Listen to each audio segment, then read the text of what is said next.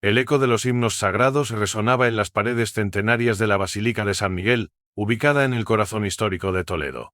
Las voces del coro se entrelazaban en una melodía celestial que ascendía hacia las bóvedas góticas, mientras los últimos rayos del sol de la tarde se filtraban a través de los vitrales, proyectando un caleidoscopio de colores sobre los feligreses.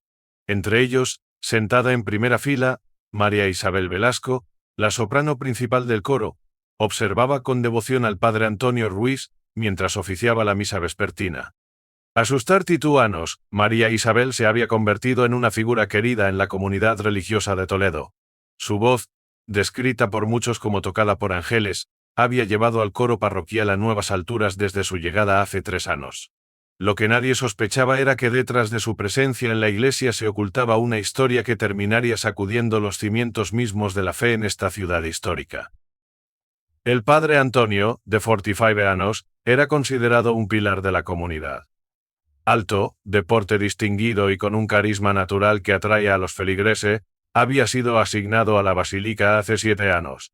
Su labor pastoral había revitalizado la parroquia, aumentando la asistencia y creando nuevos programas de ayuda social.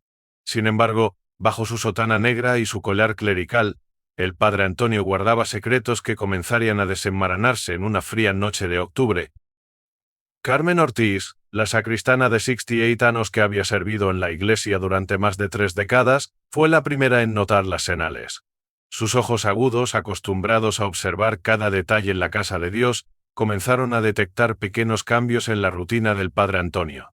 Las reuniones de ensayo del coro se prolongaban más de lo habitual, y las luces de la oficina parroquial permanecían encendidas hasta altas horas de la noche. Algo no está bien, le comentó Carmen a su esposo Miguel, un ex detective de la Policía Nacional ahora retirado. El padre Antonio ya no es el mismo de antes. Miguel, acostumbrado a confiar en el instinto de su esposa después de 45 años de matrimonio, comenzó a prestar más atención a los acontecimientos en la iglesia. La trama comenzó a complicarse cuando Lucía Méndez, una joven periodista del diario local El Día de Toledo, empezó a investigar irregularidades en las finanzas de la iglesia. Lo que comenzó como un artículo rutinario sobre las obras de restauración de la basílica pronto se convirtió en algo más oscuro. Las donaciones de los feligreses no cuadraban con los gastos declarados, y grandes sumas de dinero parecían desaparecer sin explicación. Durante sus investigaciones, Lucía se encontró con Roberto Sánchez, el contador de la parroquia, un hombre meticuloso de 55 años que llevaba un registro detallado de cada céntimo que entraba y salía de las arcas de la iglesia. Roberto había notado discrepancias en las cuentas desde hacía meses, pero su lealtad al padre Antonio lo había mantenido en silencio. Sin embargo, la presión de la investigación periodística comenzaba a hacer mella en su conciencia. La tensión en la basílica aumentó cuando Ana Torres, una devota feligresa de 43 años y madre soltera, comenzó a hacer preguntas sobre las frecuentes ausencias del padre Antonio durante las tardes de los martes y jueves. Ana, que trabajaba como enfermera en el Hospital Virgen de la Salud, había visto al sacerdote en situaciones que parecían impropias de su vocación. El ambiente en el coro también comenzó a cambiar. Elena Ramírez, la directora del coro de 50 años, notó un cambio en el comportamiento de María Isabel.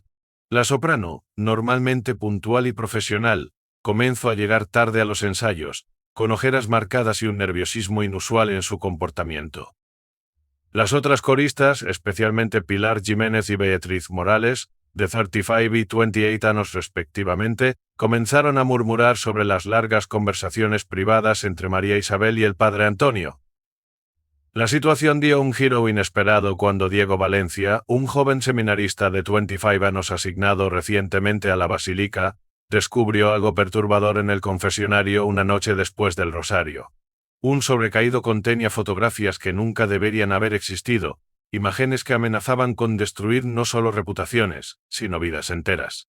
Mientras tanto, en las calles empedradas que rodeaban la basílica, los vecinos comenzaron a notar movimientos extraños.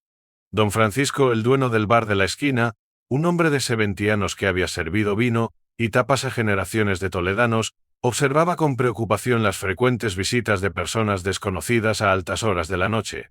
Su establecimiento, situado estratégicamente frente a la entrada lateral de la iglesia, se había convertido involuntariamente en un punto de observación privilegiado de una tragedia en desarrollo.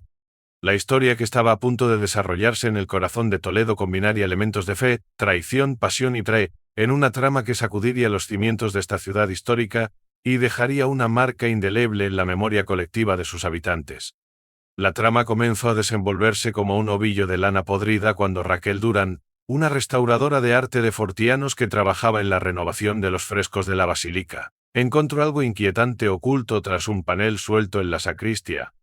Era una libreta pequeña, de tapas negras, con una escritura apretada y nerviosa que detallaba transacciones financieras y encuentros clandestinos.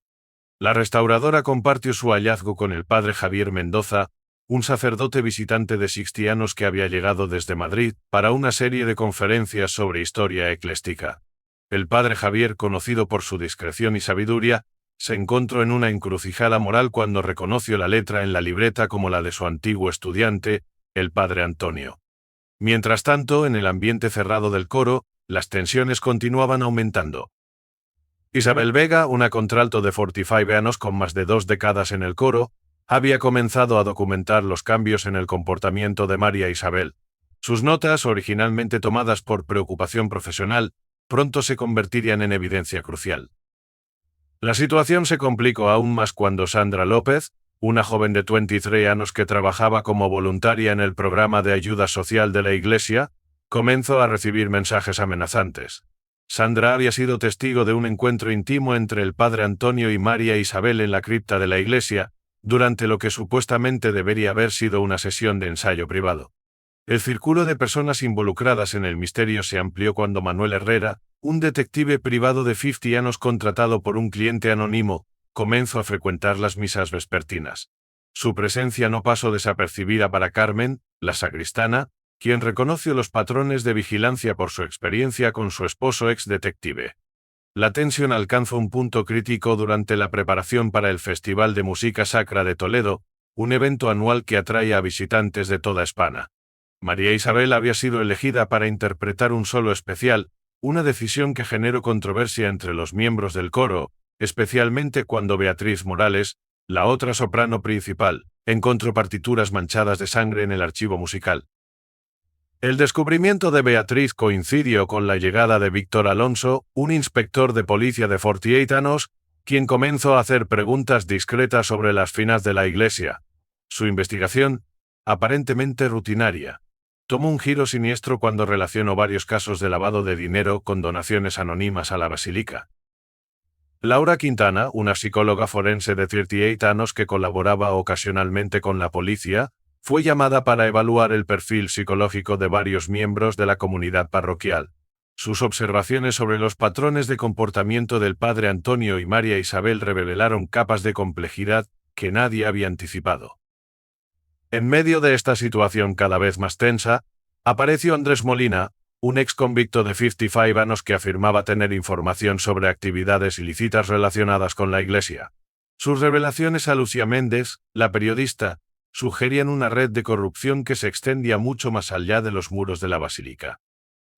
El testimonio de Molina fue corroborado en parte por Marina Soto, una empleada de 32 años del banco local, quien había notado patrones inusuales en las transacciones relacionadas con las cuentas de la iglesia. Sus registros mostraban grandes cantidades de dinero moviéndose a través de cuentas fantasma, todas vinculadas de alguna manera a la parroquia. La situación se volvió aún más complicada cuando Rosa Martínez, una antigua amiga de María Isabel de 34 años, se presentó en la basílica con una historia perturbadora. Según Rosa, María Isabel había cambiado drásticamente desde que se unió al coro, y sus conversaciones sientes habían tomado un tono oscuro y preocupante. El padre Antonio, aparentemente ajeno a las investigaciones y murmuraciones, continuaba con sus funciones pastorales con normalidad, aunque quienes lo conocían bien, como el diácono Felipe Ruiz de 52 años, notaban un nerviosismo creciente en su comportamiento. Sus homilias, antes inspiradoras y reconfortantes, se habían vuelto erráticas y cargadas de referencias a la culpa y el perdón. En las calles de Toledo, los rumores comenzaron a circular como el viento entre los callejones medievales. Teresa Gómez, la dueña de la floristería cercana a la iglesia de 65 años, comentaba con sus clientes sobre las extrañas entregas nocturnas que observaba. Los ramos de flores, siempre lirios blancos, eran dejados en la puerta lateral de la basílica cada martes por la noche. El caso dio un giro dramático cuando Alejandro Pascual, un técnico de sonido de 29 años contratado para mejorar la acústica de la basílica, descubrió accidentalmente una serie de grabaciones inquietantes. Las cintas encontradas en un antiguo sistema de grabación usado para registrar los servicios religiosos, contenían conversaciones que nunca deberían haber sido grabadas. El contenido de estas grabaciones llegó a oídos de Cristina Valdés, una fiscal de 42 años especializada en delitos financieros, quien inmediatamente estableció conexiones con una investigación más amplia sobre redes de blanqueo de dinero en la región. Las conversaciones grabadas sugerían que la basílica podría estar siendo utilizada como punto de transferencia para fondos de origen dudoso. Mientras tanto, Julia Espinosa, una experta en historia del arte de 45 años, que catalogaba los tesoros de la iglesia, encontró discrepancias en el inventario de objetos sagrados. Varias piezas valiosas habían sido reemplazadas por réplicas expertamente realizadas, un detalle que solo un ojo entrenado podría detectar.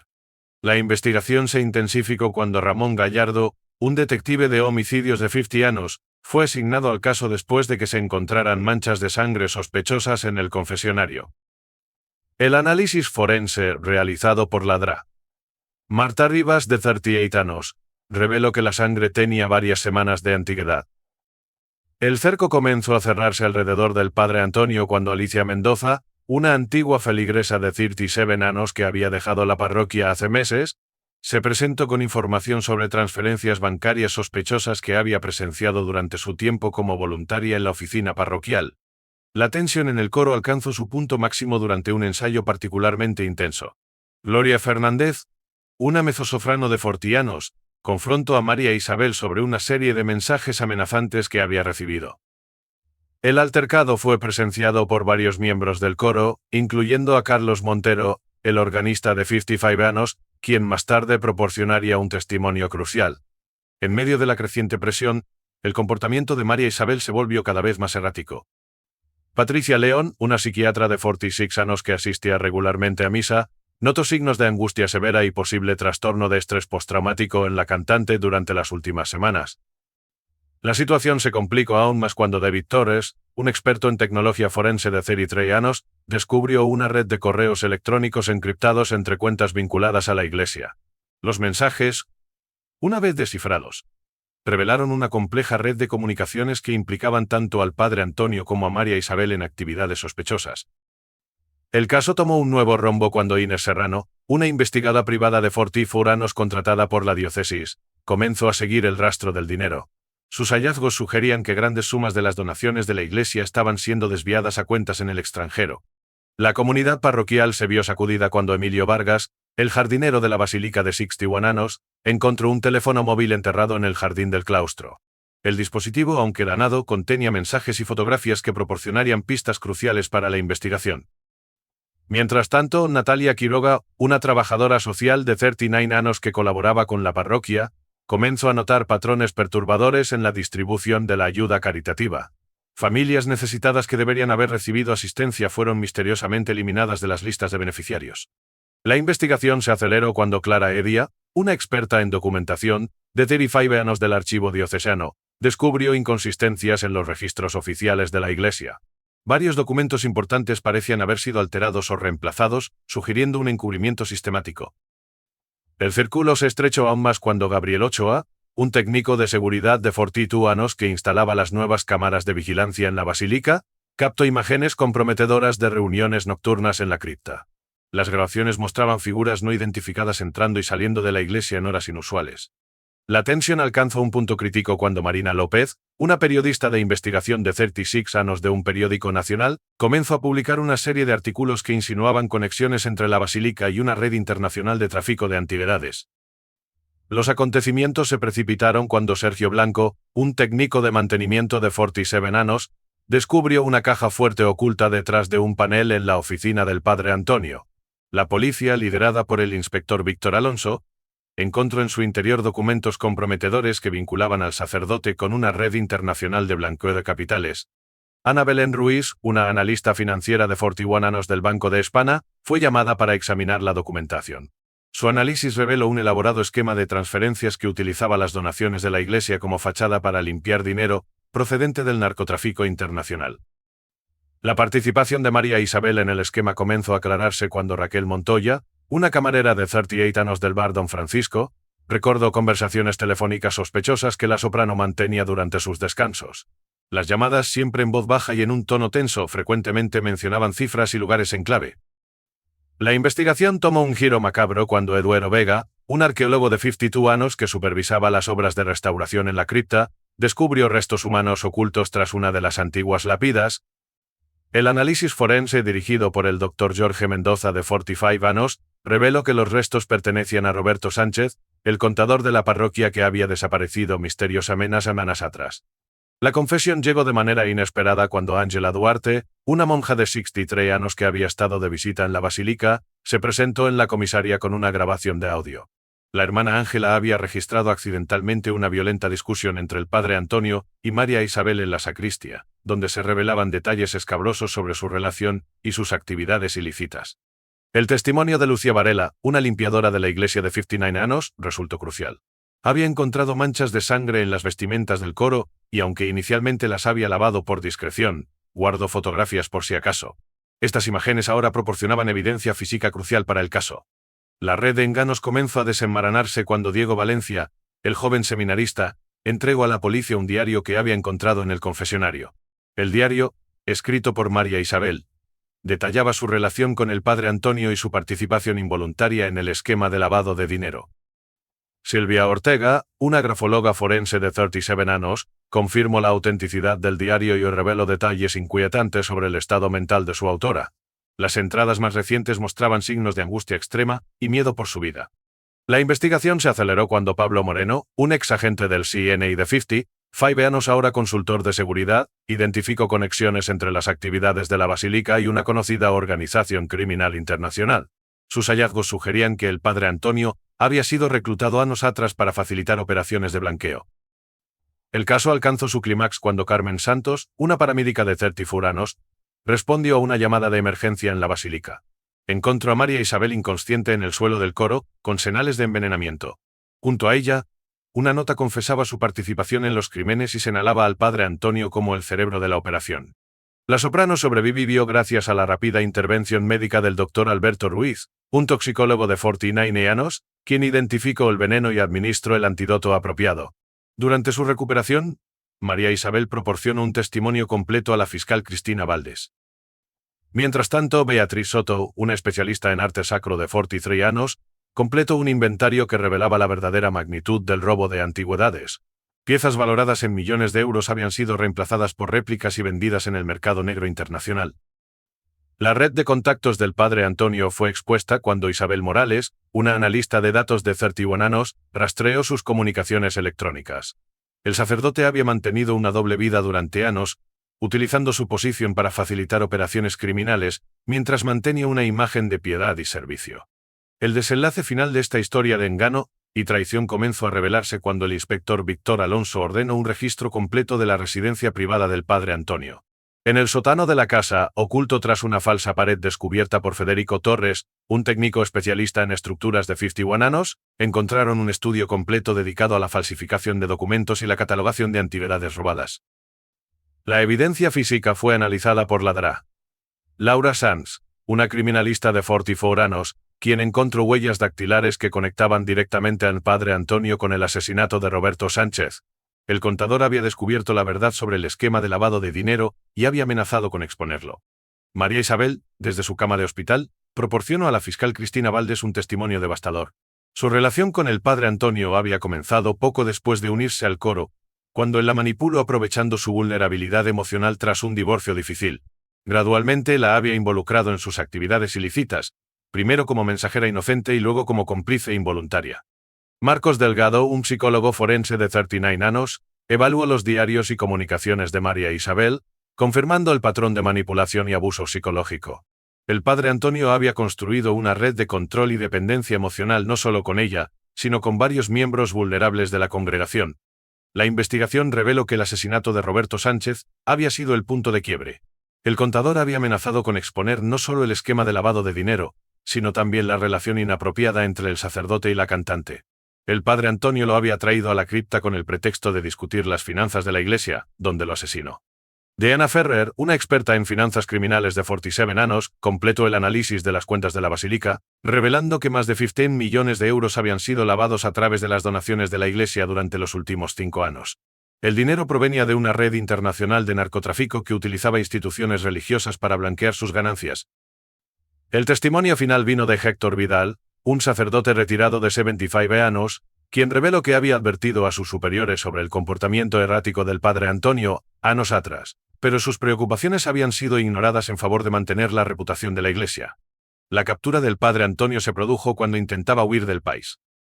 Rafael Mendoza, un agente de la Guardia Civil de 38 años, lo interceptó en el aeropuerto de Madrid-Barajas con un pasaporte falso y una maleta llena de dinero en efectivo.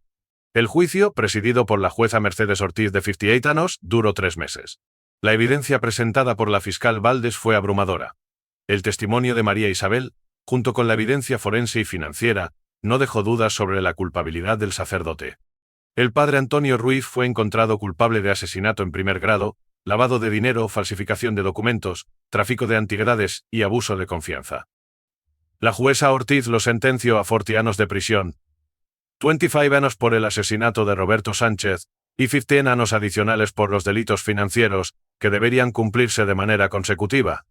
María Isabel Velasco, considerada una víctima más que una cómplice, recibió una sentencia suspendida de 5 años por su cooperación con la justicia y su papel fundamental en exponer la red criminal. Se le ordenó someterse a terapia psicológica y realizar servicios comunitarios. La Basílica de San Miguel, una vez símbolo de fe y tradición en Toledo, se convirtió en un recordatorio de cómo la confianza puede ser traicionada incluso en los lugares más sagrados. La diócesis implementó nuevos protocolos de supervisión financiera y administrativa, pero la herida en la comunidad tardaría años en sanar. El caso del padre Antonio Ruiz se estudia ahora en las academias de policía y seminarios como un ejemplo de cómo el poder y la autoridad moral pueden ser utilizados para ocultar actividades criminales. Su historia sirve como un recordatorio de que la verdadera fe debe estar basada en la transparencia y la rendición de cuentas, no en la ciega confianza en las apariencias.